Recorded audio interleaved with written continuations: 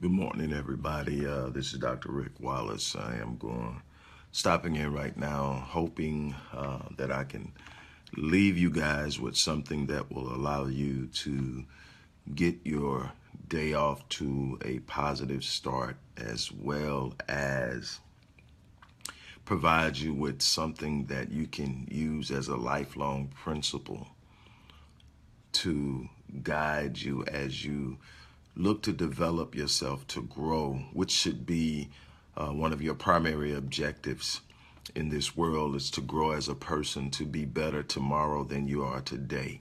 One of the things I do is in the process of waking myself up every morning and making sure that I begin my day with a positive mindset. I go through a certain routine. I've shared that routine with you before. And over the course of doing what I'm doing here throughout 2017, which I'm committed to doing throughout 2017, I'll share that a number of other times. But right now, while I'm up and I'm doing that, one of the things I do is I stop and I take a look at myself in the mirror. And while looking in the mirror is more symbolic than anything else, it sets me face to face with myself, with my potential, with my ability to affect change in my life. And it also sets me face to face with my assets as a person, my good points, but it also sets me face to face with my failures, with the parts, my flaws, with the parts of me that still need work, that still need improving, with the parts of me that may be counterproductive in my desire to move ahead. I look in the mirror and I take an introspective examination of the person standing and looking into that mirror. And I'm brutally honest with myself of where I'm at right now and what I need to change. And this isn't a negative process, it's extremely positive, because while I'm examining myself, I'm also acknowledging I remember when I used to, and now look at where I've come. But I'm also honest with myself and say, while I have made much progress, there's still much to do. And so what I want to encourage each of you to do on a regular basis, I do it daily. I do it daily. I look at myself, I evaluate myself, and I look at certain things. And I'm able in these evaluations to find out why there's a delay in this area, why there is more difficulty in this area, why I'm seemingly struggling in this area. I can identify why when I conduct this introspective examination, because what I found is that no matter where I'm at, it's because of me. I control my destiny. While other people on the outside are creating exogenous forces and exogenous energy to move against me in some instances, to move for me in some instances, they have a minimal impact on who I am and where I'm going. I am the ultimate determining factor of where I end up. How I think, how I behave, how focused I am, how committed I am, all of those things are going to determine where I end up. Nobody else.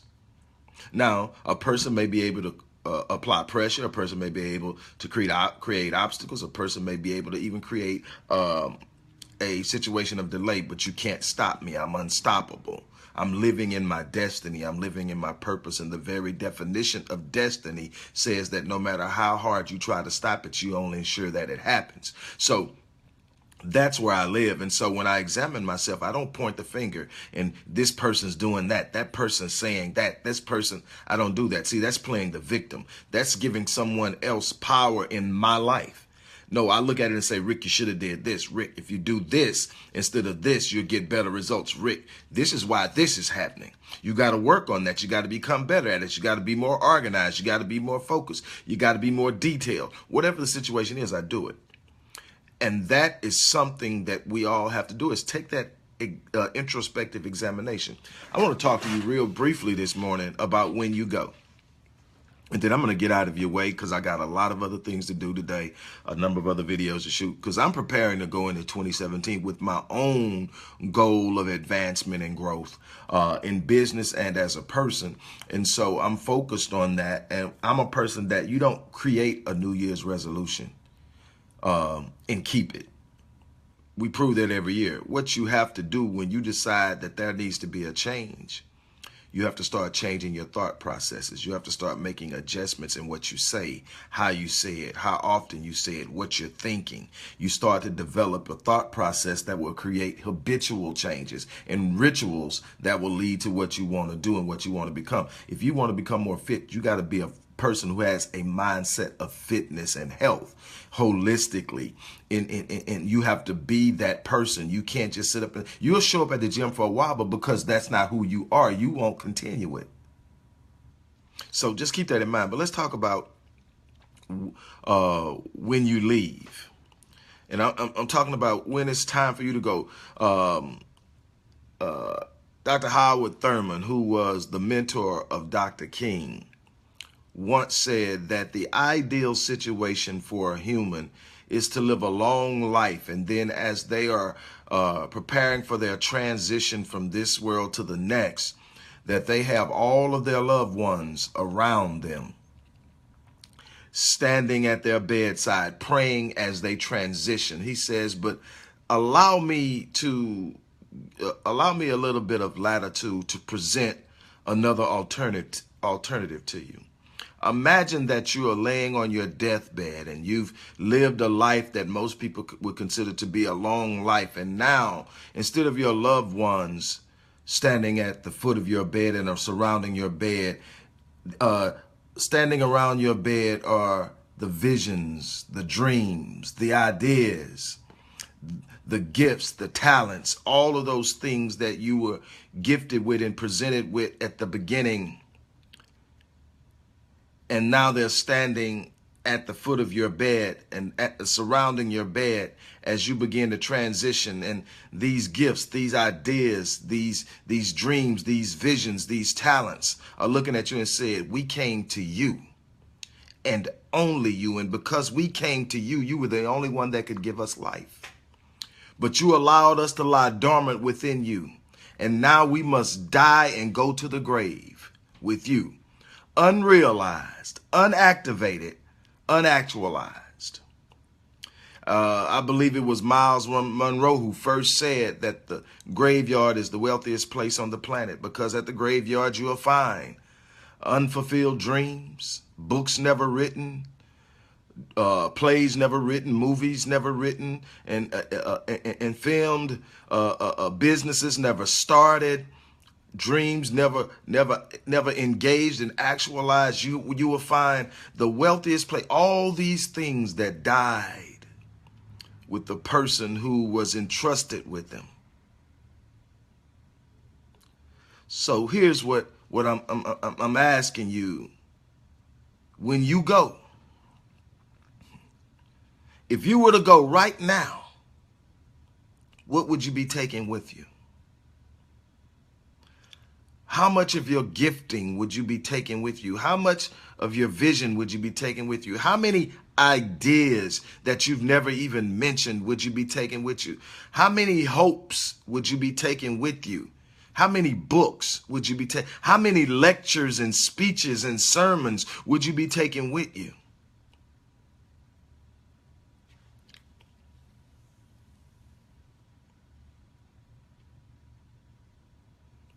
I'm sitting up here, and right now I noticed that Akil is on this thread. I hope he's still on here.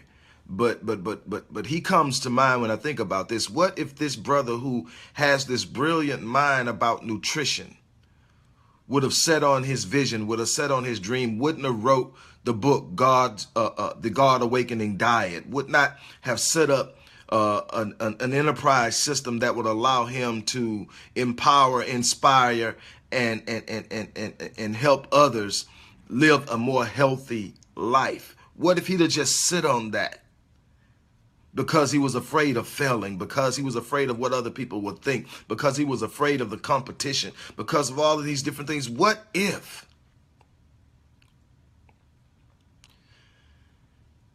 You're going to have to be able to look yourself in the face and determine if it's going to be okay with you to leave this place and take to the grave with you all that you were entrusted with by the Creator. Your design is replete with gifting, with talent, with a genius that will allow you to access, activate, and use that talent and that gift.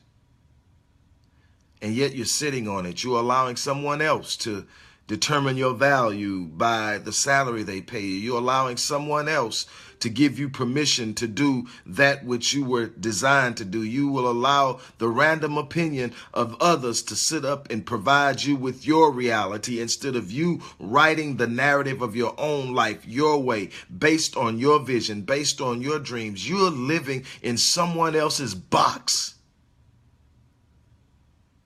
And that feeling that you feel every day, that's the illness of your spirit that's dying a little bit every day because you're not feeding it with purpose. You're not supplying and sustaining it with passion. You're simply existing, simply surviving, just looking to get by. But you weren't designed to survive. You weren't designed to just get by. You were designed with an idea of greatness, with an idea of doing the exceptional, the extraordinary, the phenomenal. You were designed to be a reflection of the designer. You were designed with the idea of being a manifestation of the designer. You were designed with with an idea of being a manifestation of the power of the designer. You were given the capacity within your mind to create that which does not yet exist. But you're sinking back into your perceived idea of safety in comfort. There's no safety in comfort. There's no honor in comfort. There's no advancement and growth in comfort. You're going to have to determine in your life what you're going to take with you when you leave this place. You're going to have to determine in your mind whether you're going to activate the gift, the talent, the genius, whether you're going to live your life in a manner in which you access and understand your purpose, walk in it, live in it, breathe it, feel the passion flowing through your veins and feeding your spirit. You're going to have to decide. I leave you with this question this morning. When it's your time to go,